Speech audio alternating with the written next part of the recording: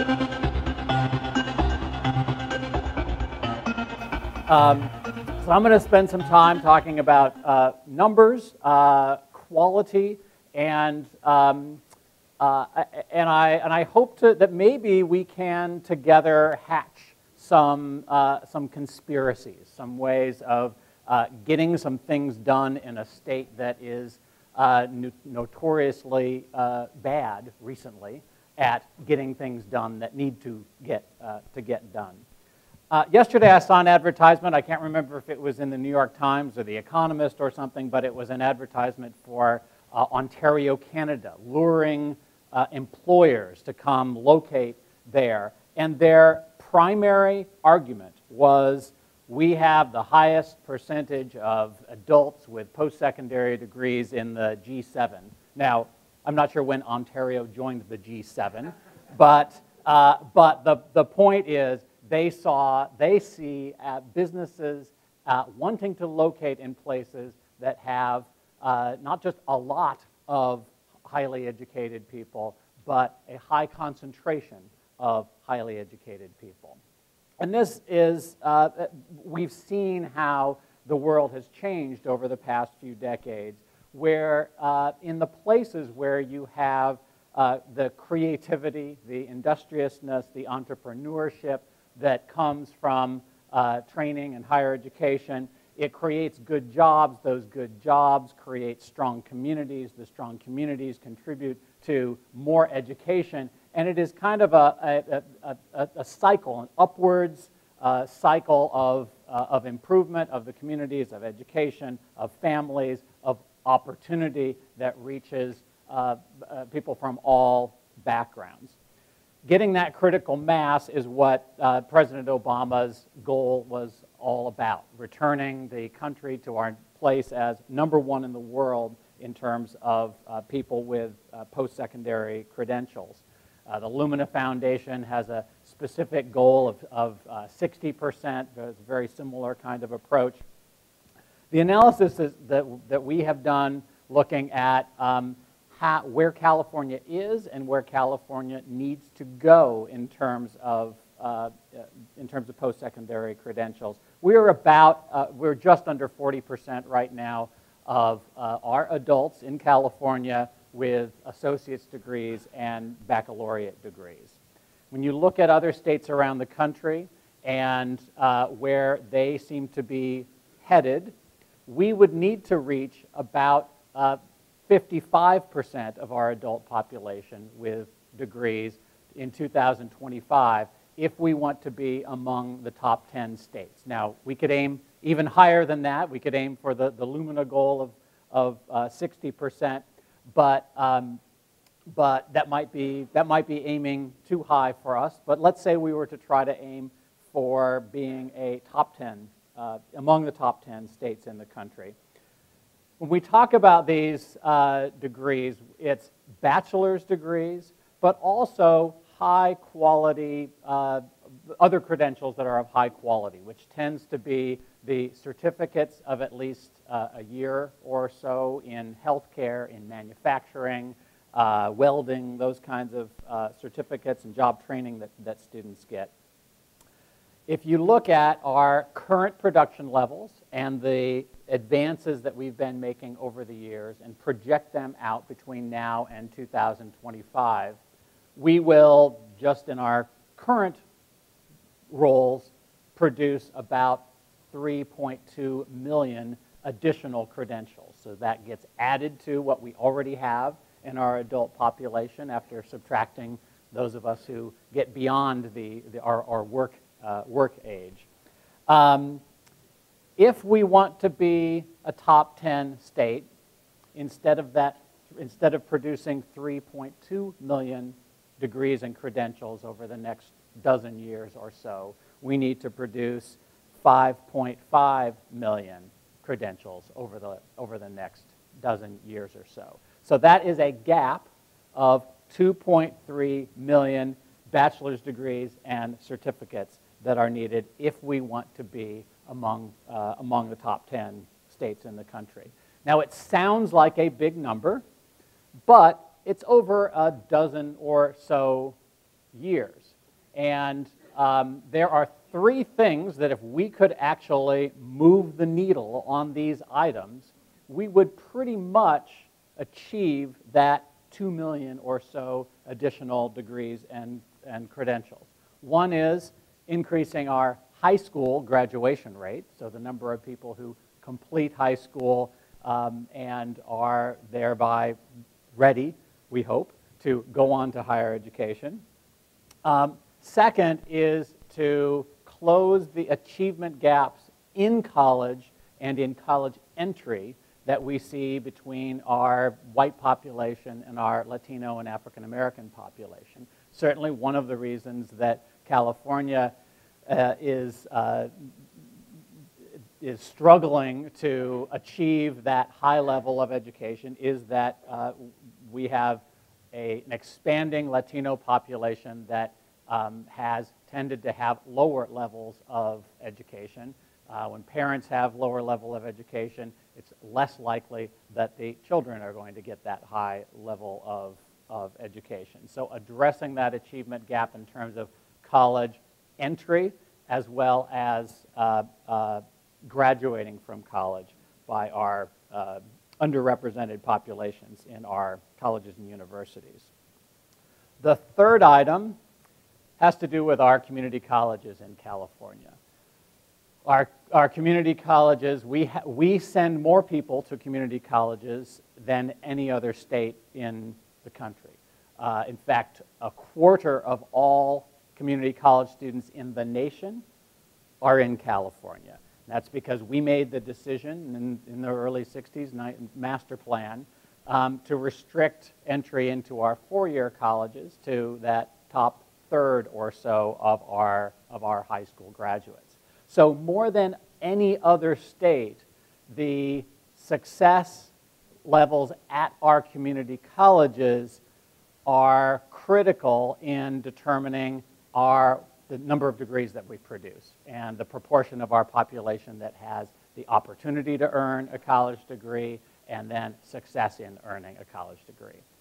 Unfortunately, our community colleges have just about the lowest degree production rate of any system in the country. And there are a lot of discussions about why that is and maybe why we shouldn't worry about it as much as we do, but we have to worry about that issue if we are going to meet the numbers that we need over the next dozen years. And it is not just about transfer to CSU, UC, and to private colleges. A major role of the community colleges, almost equal to its transfer role, is the production of these shorter-term programs, year-long programs to prepare people for jobs in healthcare, manufacturing, and other critical, urgent, emerging needs in the economy. In fact, we have had an inadequate focus from a public policy standpoint on that role of our community colleges. The other major player in that certificate realm, about equal to the community colleges, are for-profit colleges in the state. I saw an advertisement last night sitting in my hotel room here for ITT Technical Institute. So the kinds of, those kinds of programs at for-profit colleges, which we need to make sure are high quality, and then also at our community colleges around the state. So those are the numbers if we are going to aim to be a top 10 state in the country. But I want to, maybe I'm doing Dr. Curry's job for her because she's supposed to rip me apart after this. I want to say what's wrong with what I just said. Actually,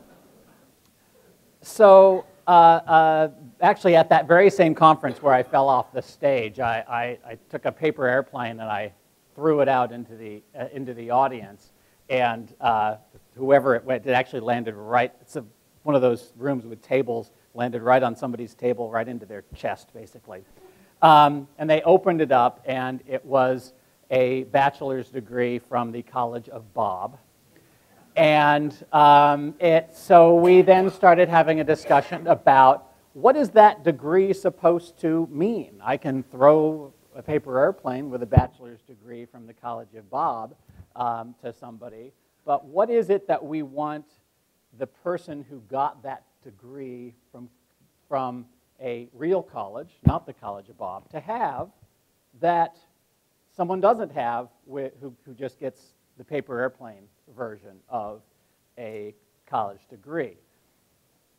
This is a room, I think, mostly of people who are involved in higher education, and we all know what we want it to mean. We want it to mean that students have, that graduates have the critical thinking skills, the creativity, the industriousness, that they can analyze, they can integrate information, they can rethink the way they had been thinking about something after they get some feedback from a faculty member or an employer or from a colleague or peer, another student, and develop their thinking in ways that that it helps them to inspire their own continued learning, and it helps to inspire others to think outside of the box and be inventive, sometimes in mechanical and physical ways, but also inventive in terms of ideas and the way that we might approach things. About a year ago, a book came out based on research at four-year colleges around the country that looked at the question of to what extent do students' experiences in college actually lead to improvements in critical thinking skills, in those kinds of analytical reasoning. And this was not some lousy multiple choice kind of SAT-like examination. This examination asked interesting analytical questions involving fact patterns and had those taking the exam write out their analysis and looked at before they started college, at the 2-year point in college, and then after 4 years at a 4-year college. After 2 years, and this is the academically adrift research for those who are familiar with it, after 2 years, 45% of the students made no gains in critical thinking skills. After 4 years, 36% had made no gains. Now, when I hear a lot of the public policy discussions talk about delivery of education. In fact, we talk about different delivery modes of education. But those of you in this room know that education, when it's done right, is not something that's delivered like the paper airplane. It is something that is co-produced by the students, a faculty member, students, materials that are provided. It can involve technology. I'm brushing up on my Spanish now using the Rosetta Stone, but that's something that it's not just talking at me. I'm talking back at the computer program and remembering how to pronounce all that Spanish. So it can be technology, but it is a co-production. It means students are assigned reading that takes real concentration to really capture the ideas in the reading. It means that they are assigned writing assignments that involve integrating concepts and information and really producing something new in what is written, not just reciting back facts and figures. It means getting feedback, responding to that feedback, and rethinking the topic in whatever discipline this may be. And this can happen in discussions in classrooms, But writing is often the way that, that students really, really advance. What the authors of this study found was that those were the factors that seemed to contribute to students actually improving their critical thinking skills during their college experience. But in far too many cases, students were not getting significant reading assignments, writing assignments, feedback from faculty issues. Now, it is, we don't have data on all colleges across California, for example, of advances in critical thinking skills, how they compare to each other, who's doing a good job, who's doing a bad job. But we do know that those tasks that I just described do take time. They involve students outside of class reading, writing, studying, those kinds of activities. And there are data in a national data set that allow us to look at the number of hours that students report spending studying outside of class. Now, anytime I bring up time, people start thinking, oh wait, students are working a lot and they can't, they're just not able to put as much time toward their studies. It is certainly true that someone who has a job and is working, that affects their decisions about whether to enroll in school and how many classes to take. But it remains an open question how that affects the amount of study, the amount of time they put into their schoolwork once they have enrolled in college. So a colleague of mine, actually a Sacramento State professor, looked at the national data to look at the relationship, holding all other items constant, the relationship between work hours and time spent studying. And it turns out that it's almost zero. It is very small. That in fact, what my conclusion from this is that once people have enrolled in college, the time they spend studying is about their relationship with the faculty. What is assigned to them, the kind of inspiration they get from the faculty to do that, to do the schoolwork, and also the kind of feedback that they get, which involves both grades, whether they're going to pass the class if they don't do the work, but it also involves the more detailed feedback that students get in class discussions and on papers and tests that they may write. So we were able to look at time spent studying at different sectors in California higher education, and I looked on the low side. So what proportion, if you take only the students enrolled full-time students at different California higher education sectors, and asked what proportion of those full-time students are skating by with very little time studying, so no more than 5 hours a week studying. That means they go to 2 or 3 hours of class, 1 hour of studying, weekdays only, no weekend, no afternoons, basically like going to high school in the morning, leaving at noon, and doing nothing more on school. Full-time students. What percentage at the different sectors? Now I thought I might actually see a high proportion at places like the University of California, private colleges, Stanford, all these smart students. They can kind of fake it on the test and whip out a quick paper and kind of skate by. Certainly I wouldn't see it at the community colleges where you've got some of the most needy students who are the students who enter with enormous needs. The levels they need to achieve to get themselves college ready and then achieving in college are greater than at the other sectors. But here's what we found. At University of California and the private colleges, nonprofit private colleges, 10 or 11% of the students are in that category that I described. Not putting much time into school at all. Not that the others are putting a lot of time in. It's gone down over the past decades dramatically, but this is looking for how possible is it to just skate by at the colleges.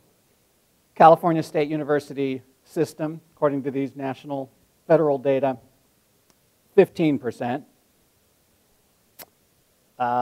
Community colleges, 28%. And the for-profit colleges, 22%. These numbers should give all of us pause about what we are actually doing in higher education. And I would hope that part of that a group like this can come together and begin to accomplish in terms of a possible movement going forward is a reboot of what we expect in higher education and what we do in higher education. Because I hear from a lot of you that this is getting worse. And it is getting worse because when we cut budgets and fail to make up for those budget cuts with enough added tuition or other sources of money, we end up adding additional students to classrooms. Faculty take on larger teaching roles. And quietly, but slowly and surely, and maybe not so slowly, faculty members decide, I can't give the same kind of assignments that I was given before. I have to give assignments that are easier to grade. And those easier to grade assignments end up being the kinds of assignments that they look like the students are studying the same kinds of topics, but they don't result in the same kind of learning. So I don't know exactly how a reboot like this can happen, and this is one of the difficulties in such a huge state like California, where there's not really much in the way of overarching leadership in higher education. But this feels to me like the issue where California has long been a leader in higher education. The people all over the country are focused on numbers of degrees, and I think we do need to focus on the opportunity and the production rates in our college to get people those degrees. But where I think California has the potential to differentiate itself from the rest of the country is to seriously take on this issue of quality in higher education and what the degree actually means. I'm going to be laying out some of these numbers tomorrow in some testimony before the California Student Aid Commission, along with a number of number of other recommendations. Let me just tick through some of the other recommendations. I don't want them to, I think the most important is really the one that I'm not sure how to implement, which is this reboot of academic expectations in the state. But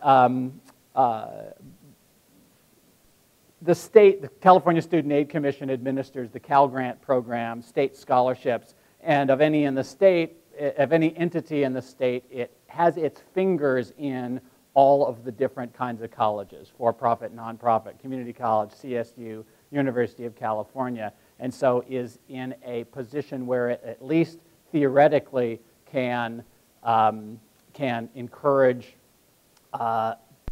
activity that spans all of higher education. I'm recommending that the commission refuse to provide Cal Grant scholarships to any institution that does not make its accreditation documents public. Now, all of you pretty much do. We've been asking the public colleges in the state, and because of public records laws, you pretty much make those public, but private colleges, for-profit colleges, very few of them make their accreditation documents public. And if we are going to be relying on accreditation as the determinant of whether an institution is doing a quality job or not. The public and lawmakers and the Student Aid Commission deserve to have a window into what is that process all about, because if we're going to be relying on it for that purpose.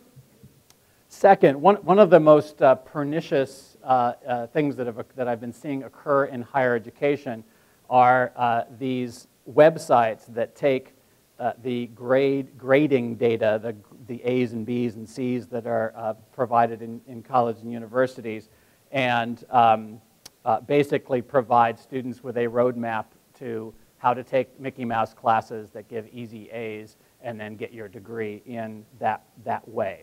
So one creative way that the California Student Aid Commission, the Cal Grants, depend on grade point averages. And one of the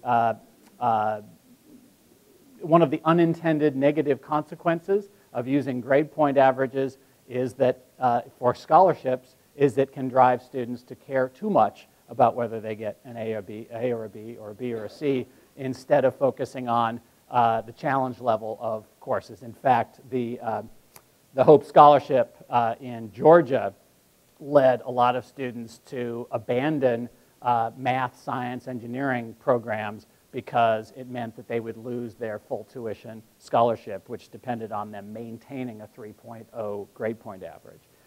So we could adjust grade point average requirements for these scholarships based on the easiness rating that are given to some of these courses, to basically give more credit if someone's taking the challenging courses rather than taking all of just the easy courses.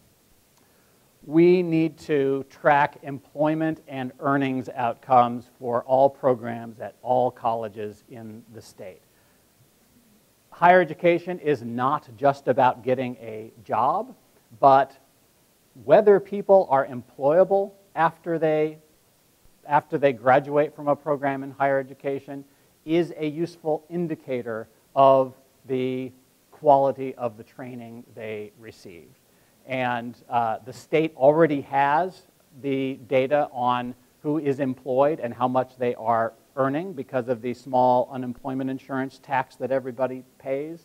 The state has that data. It would be easy for the state to match graduates of programs at all types of colleges with the employment data and use that information not in a formulaic way to drive higher education, but instead as information for policymakers and for people who are thinking about the different routes that they may take in higher education.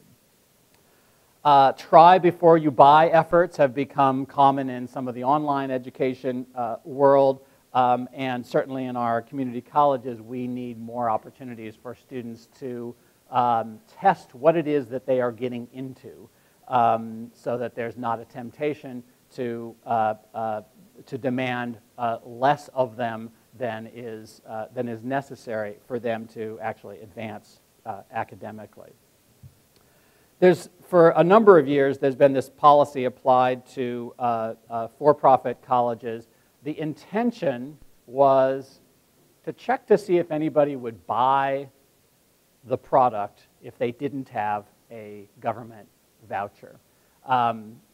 This test has been applied at the national level, but it is rife with loopholes. This is something that we could improve upon at the state level and could apply it to beyond the for-profit colleges if we want to.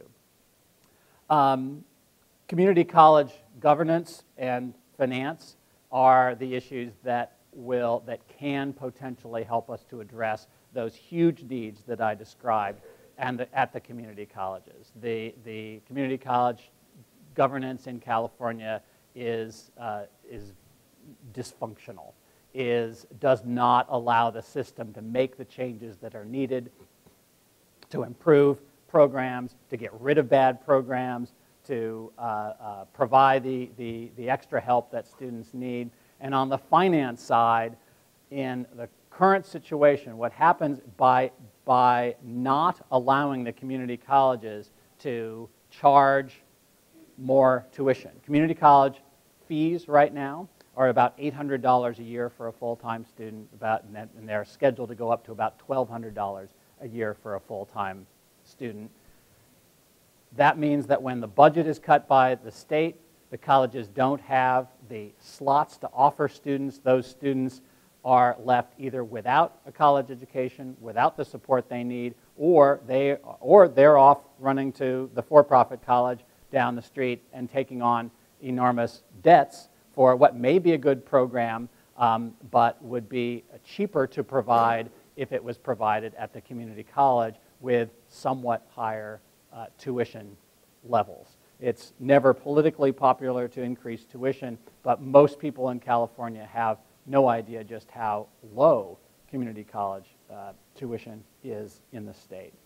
I expect you may hear a little bit later from when Jeff Salingo is talking about badges and other ways of affirming student learning. And this is an area where I'm not exactly sure how we go about getting there, but some of that reading and writing and feedback that students get could be happening in other places. It could be happening in workplaces if employers took on more of an apprenticeship-like role in helping their employees to build critical thinking skills. And there are a lot of students, especially in night, weekend programs, who feel that they have to participate in those programs to get their degree, but they would much rather participate in other kinds of programs that help them to learn and demonstrate that they deserve that credential in the context of their work lives, rather than in something that's kind of been transferred from the classroom daytime approach and plopped into an evening or weekend kind of program, but otherwise isn't much different from the daytime kinds of activities. Last, in an overarching way, the state really needs somebody needs to be pressing on these issues, whether it's an entity in the governor's executive branch, whether it's the California Student Aid Commission, whether it's a new California Post-Secondary Education Commission that actually has the analytical background and some authority to press on critical issues that affect higher education in the state. We're just too big and diverse a state to go without that analytical capacity and leadership at the state level on higher education. I look forward to some discussion. Thank you very much.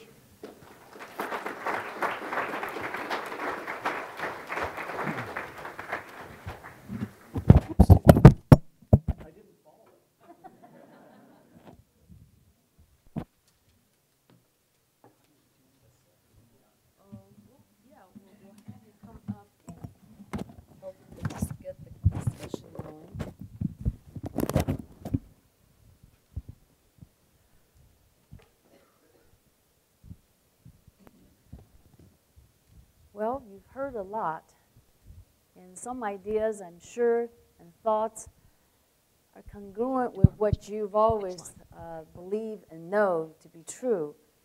And not knowing what Mr. Simon was going to talk about, I was listening to your comments, and some, I'm going to tear apart.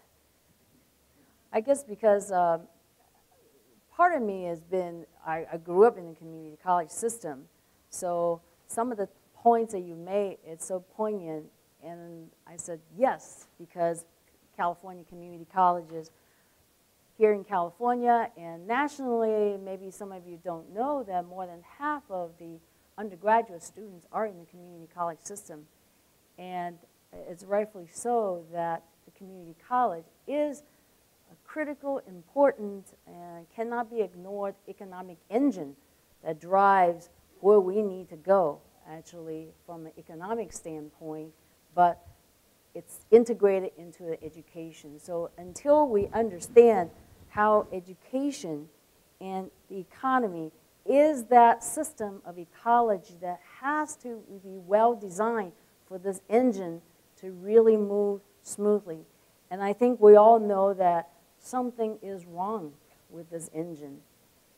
The economy is not well.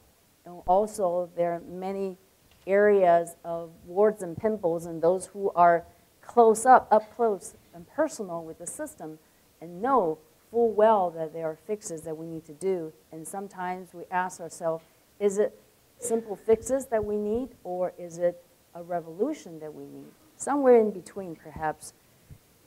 Well, since I'm the community college person, that's my past, and now I'm part of the Cal State system, I really have the advantage of having some knowledge now to see both systems.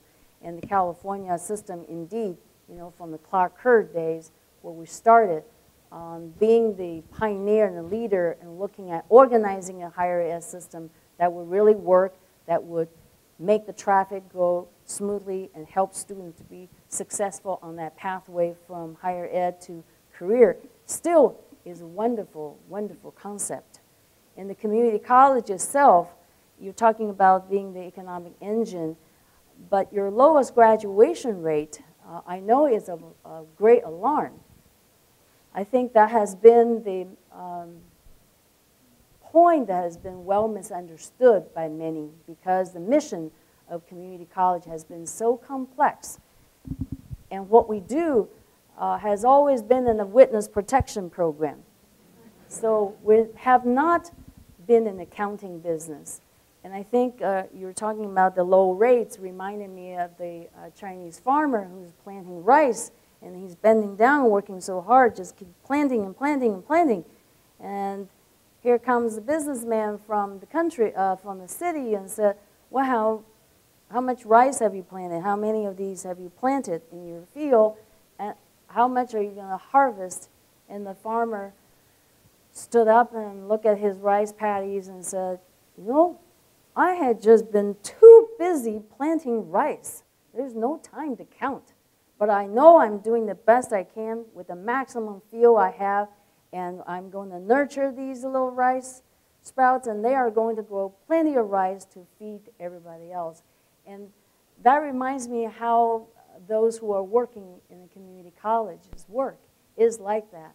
They're putting their heads down, they're working with the least of the resources and working as hard as they could, as fast as they could. They haven't had the resources or time to count. And what matters is transforming the lives of those who we come in touch with. But Washington and the public wants to know the numbers, and we must come up with how is it the best way to communicate the effectiveness and also the areas that we also need to look at, examine to improve. And you mentioned about the hours, number of hours, the time spent, and all of that. The stresses of our students, and if you think back in the days that I went to college, at the four-year system in particular, not even talking about community college, we at the community college have seen the part-time students, but this phenomena of students not spending enough time, and I was with the new cohort of faculty of Cal State Fullerton this year, and I thought, it's just my class's graduate students who are in doctoral programs or working busy professional are tired. No, they're saying our students, undergrad, freshmen, they come in so tired. They're working, they're stretched, they're stressed from the finances, from the family obligation, from the studies. And I think it's not about what the academic adrift book had talked about, but the fundamental root of the issue is what is wrong with the picture that we as a nation, as a state, as an institution, and maybe as a family has to examine the level of commitment of human capital investment, of where we put the investment in the future. If we're serious about the business, then we would invest in that endeavor where the students may have a little bit of stress-free and could focus. You know, how many times we tell our students, focus to succeed, focus, yet it is very hard for our students to focus at the business at hand of studying when we, on the other side, have doubts about the resources that we would actually invest. And certainly your point about trying before you buy, it really requires us to look at how do we set up a new system.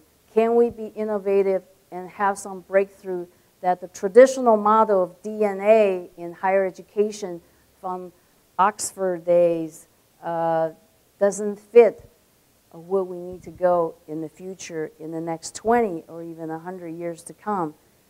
So the seal approval, the accreditation are all issues of great importance to us, yet there are so many disagreements and controversy surrounding that seal approval and accreditation that what we put out really needs to be examined of what that means. And the point about the community college finance and governance and being dysfunctional, I do believe from the insider before, but now on the outside, living the finance of the community college system and looking at now where the Cal State Fullerton's finances and what the means and resources we have to serve. And the rubric, the new rubric, the numbers that we had to achieve indeed is daunting. I think really is the indication of the finance for the community college, let's say where I know the most, really is shortchanging the future of our generations to come and how we structure the finance. A lot of times our behavior is shaped by how the money comes in. I think those policies, as Mr. Shireman, you're an expert in policy development, needs to be examined. And the governance structure that perhaps many of us who have lived through it, survived through it, is of a bondage that needs to be freed and bailed out to allow leaders to actually apply their fullest potential, to have the courage and the boldness to truly be a partner in creating a new, very exciting future. So I'll stop here as some of my reflective thoughts of Mr. Shireman's talk, and thank you very much. Would you like to come up and respond to any questions and thoughts you have? We have about almost 20 minutes until break time. I think this works, but I taught physics here for 37 years before retiring. During that time, I noticed a steady trend in decline in skills of incoming students.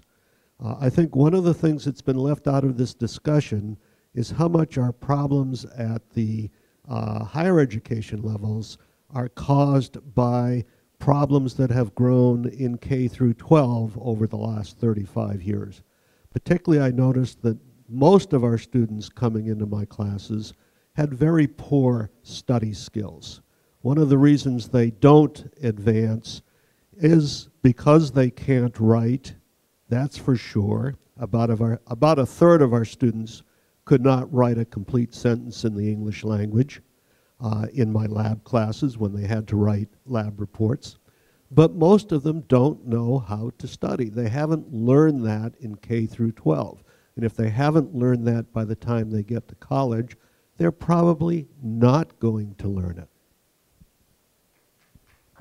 So I often hear the blame the people who taught the students before argument. And sure, there's something to it, but it doesn't get us anywhere in terms of how we achieve our goals in higher education. The high schools blame the junior highs. The junior highs blame the elementary schools. The elementary schools say there's not a good enough pre-K education. The reality is we have to take the students that we have and figure out how to inspire them to do what they need to do to advance their own skills. So if we're taking in students who can't write, who don't know how to study, we need to teach them how to write and how to study. For us to stand at the front of a classroom and do the same thing we did with students who were totally different doesn't make any sense at all. So that's what I'm calling for in a reboot of our expectations.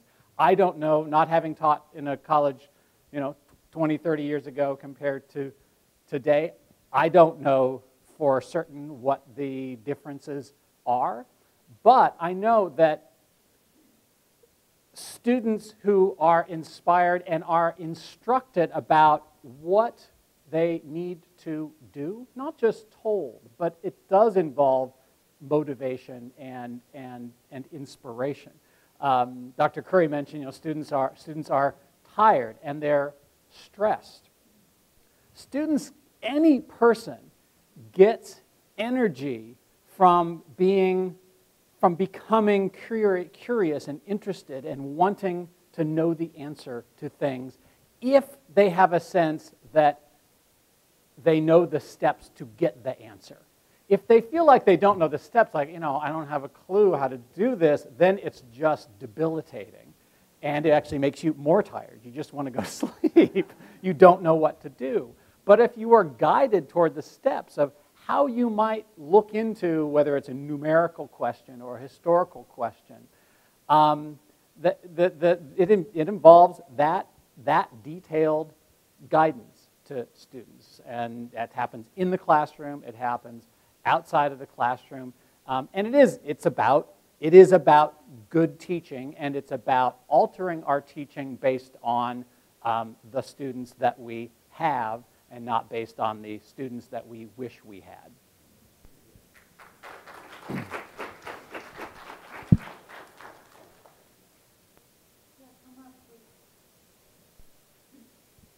Bob, good job. Yep. Jeff Salingo from the Chronicle. I'll be speaking this afternoon. But Bob, you mentioned unemployment insurance statistics, linking those with student-level records from institutions. I just wrote about this 2 days ago. Virginia is going to do this starting in the spring, and the comments on my piece were predictable from folks in higher ed, saying this whole idea between education versus training, but more importantly, these stats obviously are only within a state, right? So how can you account for institutions that may send students across state lines, graduates across state lines, and some saying that the sample sizes are too small over the short run? I think this is a great indicator, I agree with you, but how do you answer those critics who say, to talk about all the shortcomings of this indicator? I think we're in a better situation in California where we don't have as much of a cross-state issue. Virginia has a lot of people who go and they work in Maryland or move to Maryland or whatever else. It's not as much of an issue in California, but you all can also make adjustments, and the data can be based on those for whom you are able to find data. I mean, you can have two different denominators and say, well, here's what we found based on those that are in the system. Here's what we found in terms of numbers that were not in the system, and this is it might be a normal number in terms of people who would be expected to go out of state. So as with any data set, there's going to be issues here and there, which is why I said I don't think it should be used in a formulaic way to drive anything, but it would give us basic information that can be useful in the policymaking process. If it turns out that the nurses who are trained by our community colleges are earning 3 times as much as the nurses who are trained by our for-profit colleges, that would be useful information to have. It would also be useful to have the opposite.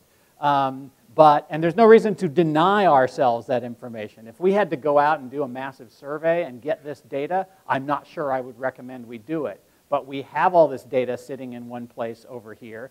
Some of your colleges actually already take the Social Security numbers of your graduates, and you go to the Employment Development Department at the state, and you ask them to match the data to tell you what the employment and earnings are of your graduates. I've seen some of the data that the community college system has generated. The problem is we can't compare it to anything because everybody does it in their own way and it's not released. There's really no reason to not have everybody, including the nonprofit and for-profit colleges that make all kinds of claims about their amazing, wonderful employment outcomes. At least this would give us a way to test those employment outcomes against some actual data. We will be getting some federal data because of some of the regulations I worked on, but it will not involve all types of programs. Jeff also mentioned small, so in any education data, we can combine groups if it's very small, you know, if you've got fewer than 10 or something graduates of a program, so that it's not too small of a sample. And I have some questions about that book. It almost seems like it's slamming higher education, and I have nothing whatsoever against critical thinking. I think that is very important. And I guess I could go on way too long here, so I'll try to keep this question somewhat quick. College students coming in need remediation in math, English, writing, and so on. We know that. They've had 10, 11, 12 years of math, writing, and so on. Now we have a book that says in 2 years, where students may, if they're lucky, take one course in critical thinking, and they're expected to show learning over a 2-year period when it might be 2 years since they've had their last course in critical thinking.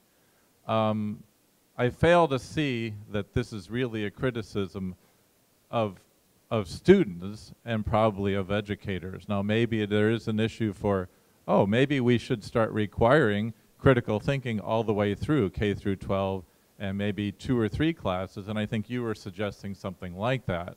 But holding this book up as sort of a slam on higher education and education in general, I think is a big mistake, and maybe it's pointing us in some good direction, but I think there are some serious issues. So my question is, well, what do we really learn from that book? So I have read every criticism I could find of Academically Adrift, and I have found nothing that counters its underlying fundamental premise that critical thinking skills don't advance for these students at traditional 4-year colleges. This is not about giving people a critical thinking course. This is, we have been saying, those of us who are advocates for higher education, who love what higher education should be and can be, have been saying for decades that higher education is not just about preparing people for a job, it prepares them to be active, engaged citizen with the kind of critical thinking skills that we need in our leaders, as well as the kind of people who are successful entrepreneurs and are great employees who can then become the CEOs of their own company or the company where they work.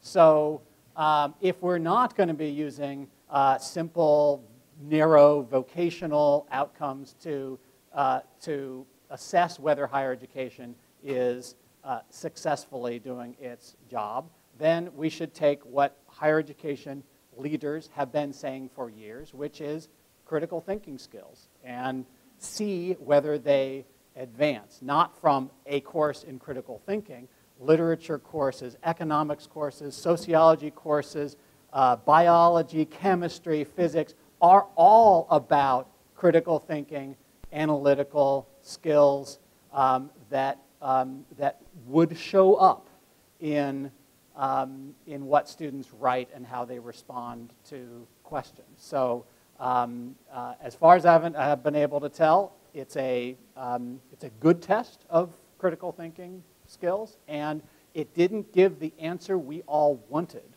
It's not because the people who gave the test were trying to slam higher education. It's the way the numbers came out, and we have to face it.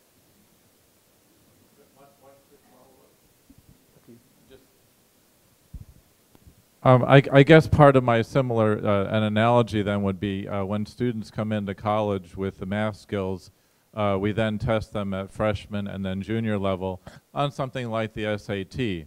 the SAT tends to be a normalized curve, so that we really wouldn't expect much increase there. And I guess part of my response would be that in reality, we have not been testing critical thinking skills with the type of rubric that is used in that book for decades. We have no clue what it means to measure critical thinking skills. Now, I'm not denying that what they use is a pretty good measure, but faculty don't even know what it is. In math, we know what the tests are. We know what it means to add and subtract and so on. And that's simply not the case in that book. So.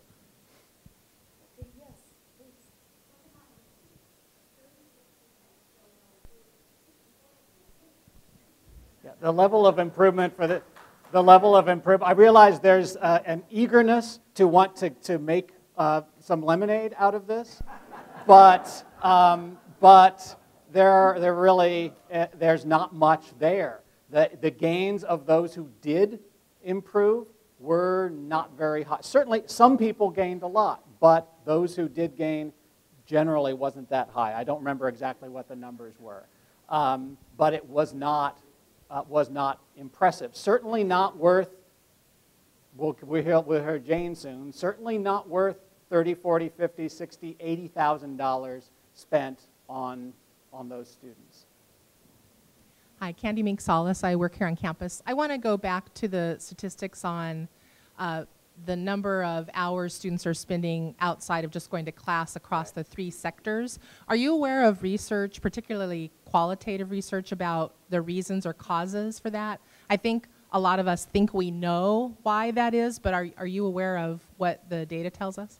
Well, we've been able to do some regression analysis on the factors that are in the federal data. And it's very interesting that it does not, it's not explained by work hours outside employment. It's not explained by being low-income student. And I think the qualitative research suggests that it is, and talking about the hours students spend studying sounds like we're blaming the students. It's not the students. Students spend the time they need to spend to do the things the faculty assigned them to do.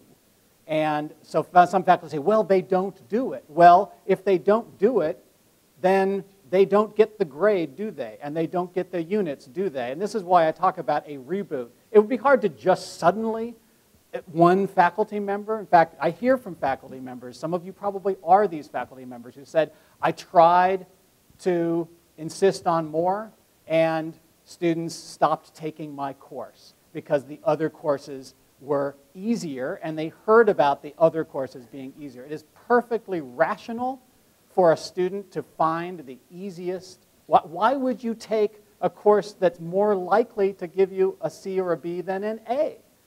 You just, while you're trying to get the units, to get the degree, to get the job that you want. It's why why this has to be a conspiracy among all of the people in this room to do a reboot of our expectations so that people can't run, so that someone doesn't suffer from trying to be the faculty member who says, we're all going to write a 10-page paper on this topic, and let me help you figure out how to start with that. It's not easy. This isn't just criticism of faculty members. I know lots of faculty members have tried to address this, and they end up getting punished for doing so. We have, I think someone has the mic, and dealing to the time, this will be our last. All right, sure, yeah, I'll keep it brief. I'm a student at Cal State Fullerton. I guess I'm just going to use this as a brief point of discussion. I'm sort of looking around in the room, and I'm also kind of confused here just because of the fact that I'm not honestly seeing a lot of students. To be honest, I'm just going to be brutally frank here. I see more bald spots than I see backpacks. Also, I'm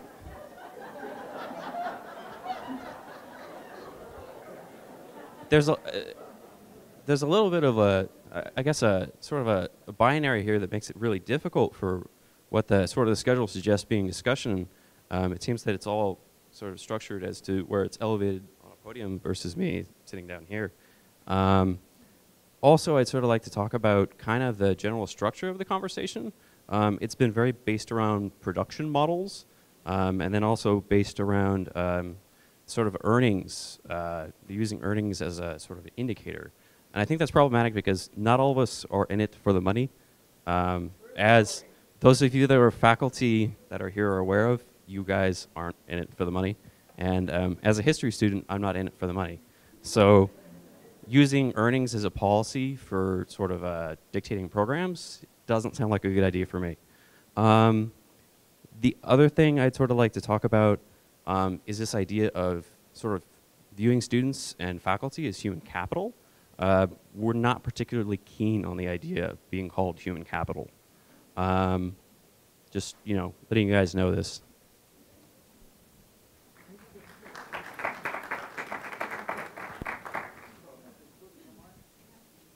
Well, thank you for that comment. I'm quite sure I didn't use the term human capital. So, you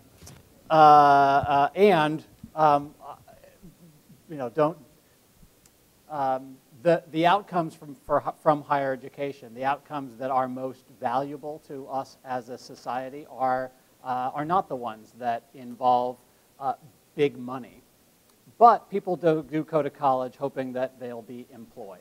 And knowing whether they are or not is useful information, and we shouldn't deny ourselves useful information. It does not mean that we should use it formulaically for making decisions. California higher education is renowned worldwide. It's slipping. The budget situation that we are facing has the potential to make it worse, but as Dr. Curry indicated, a crisis is a terrible thing to waste. And those of us who care deeply about outcomes and opportunity in higher education need to make good use of this crisis because it's good for students, it's good for the state, and if we don't do it, somebody who does not understand what's great about higher education will be the one who makes use of this crisis. Thank you very much.